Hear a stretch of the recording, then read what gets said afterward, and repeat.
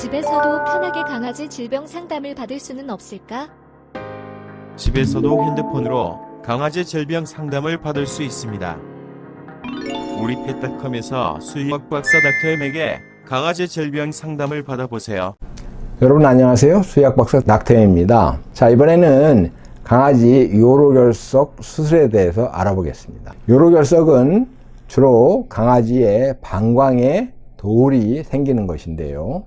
자, 이 돌이 생기면 어떤 문제가 나타나느냐. 이 돌이 만약에 커지면은 이 요로를 막을 수가 있습니다. 그럼 강아지가 소변을 보기 어렵고요.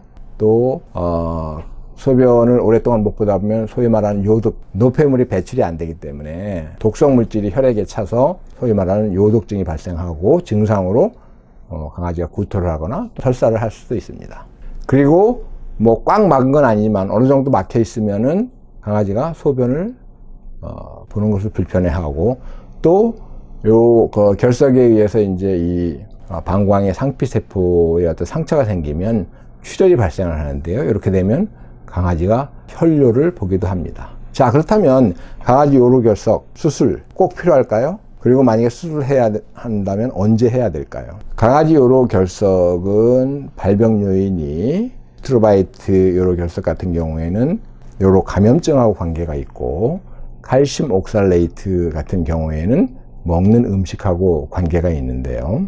따라서 사실 수술을 해서 결석을 제거한다 하더라도 관리를 잘 해주지 않으면 재발할 가능성이 높습니다.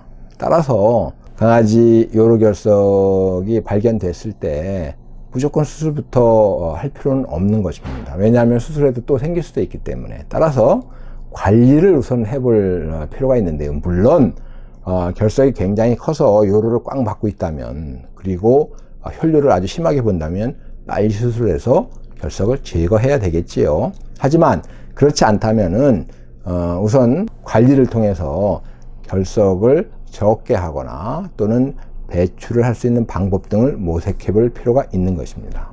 스트로바이트 요로결석 같은 경우에는 관리 방법으로는 우선 물을 많이 먹게 해야 되고, 또 요로 감염증을 최대한 발생하지 않도록 생식기의 이제 위생 상태를 청결하게 유지하거나, 또는 강아지의 경우는 사실 이 요로 감염증의 중요 발생 요인이 소변을 오래 참는 겁니다.